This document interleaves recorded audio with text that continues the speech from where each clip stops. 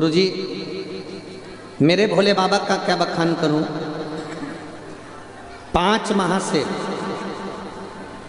काम धंधा व्यापार व्यवसाय सब बंद पड़ा हुआ था। दुकान का किराया भी देने की सामर्थ्यता नहीं कि कुछ दे पाते। बहुत तकलीफ आ गई। एक बार जब दुख आता है ना तो वो झंझोड़ देता है, और दुख में जब व्यक्ति को झंझोड़ा जाता है तब वो ना जाने कहां कहां जाता है, भटकता रहता है। यहां जाएगा वहां जाएगा, ऐसा हो जाएगा। और भटकाने वाले भटकाएंगे आपको, बहुत भटकाएंगे। कोई कहेगा ये दोष लग गया, कोई कह गया वो दोष लग गया, कोई कहेगा तुमको ये तकलीफ हो गई, कोई कहेगा तुमको वो तकलीफ हो गई। पर एक बात याद रखना, दुख मेरे राम जी को भी आया, दुख माता जानकी जी को भी आया, दुख मेरे कृष्ण को भी आया, दुख मेरी राधा रानी को भी आया, दुख रुक्मणी रानी को भी आया, दुख सत्यभामा को भी आया। तो हम भी तो वही हैं, हमको भी आएगा। पर क्या राम जी भटके थे?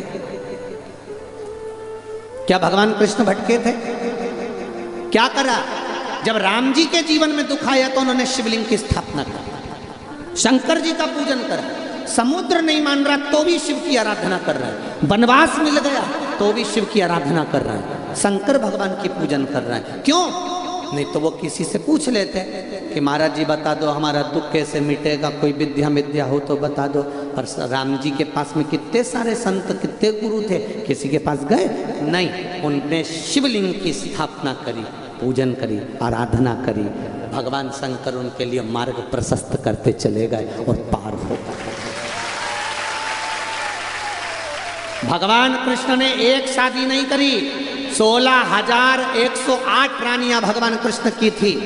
एक औलाद नहीं हुई भगवान कृष्ण के यहाँ, संतान नहीं हुई भगवान कृष्ण के यहाँ। बिलक पड़े, रो पड़े, गर्गाचार्य बाबा जी को बुलवाया, मेरी 16,108 रानियां, संतान नहीं है, आप कृपा कर दो। गर्गाचार्य बाबा ने कहा तू चिंता मत करो। भगवान कृष्ण से कहा तुम एक रानी के साथ बैठकर शिव जी का अभिषेक 11 दिन तक करो। एक रानी के साथ भगवान कृष्ण 11 दिन तक अभिषेक करते रहे। जब 11 दिन तक एक रानी के साथ में अभिषेक किया भगवान कृष्ण ने, शिव जी प्रसन्न हो गए, वर दे दिया, तुमने 11 दिन तक मेरा अभिषेक करा है, एक रानी के साथ बैठकर 11 दिन तक अभिषेक करा, इसलिए तुम्हारी एक रानी से 11 संतान होगी। 10 छोरा, 1 छोरी, 1,77,186 भगवान कृष्ण के बच्चे हुए। शिव की ये भगवान शंकर की करुणा से हुआ, कृष्ण की कृपा से, भगवान शिव की कृपा से। वो भटके नहीं, किसी इधर उधर जाके उन्होंने नहीं पूछा कि हमको ये दुख आ गया। तो दुख काटने का एक ही तरीका है, एक लोटा जल। अब ये पत्र में भाई ने लिखा है कि इतना झंझोड़ दिया कि लाले पड़ गए, किराया नहीं दे पाते, दुकान नहीं चलती, ताले लग गए, सब तरह से जब परेशान हो गए, तब टीवी पर शिव महापुराण की कथा एक बार चैनल बदलते बदलते सुनी। हम काशी के निवासी हैं, बाबा के धाम के हैं, शंकर हमारे हृदय में हैं, पर जो विश्वास कथा के माध्यम से जगाया वो विश्वास उस दिन जाग गया। लोटा लेके शिव जी के मंदिर पहुंच गए, एक बेलपत्र बाबा को चढ़ाई, विनय करा। आपने कहा था अशोक सुंदरी की जगह पर हाथ रखकर, अशोक सुंदरी मालूम है ना, जहाँ से पानी बहता है उसके बीच में, अशोक सुंदरी की जगह पर हाथ रखकर बाबा से विनती करना जब बहुत तकलीफ में हो तब। बाबा से हमने कहा रोटी के भी लाले देने लगे हैं, तकलीफ बहुत बढ़ गई। ऐसी राह खोजी बाबा ने कि आज मेरी खुद की किराए की दुकान तो गई, स्वयं की दुकान बाबा ने खुलवा दी, और 29 नवंबर को उसका उद्घाटन हुआ। और ऐसी चल रही है कि दुनिया भी नहीं चला सकती होगी, ऐसी बाबा की।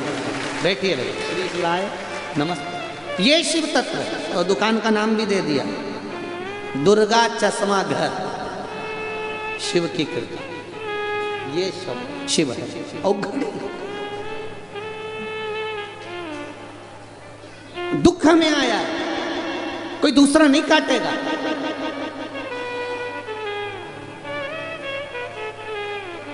कोई दूसरा नहीं काटेगा।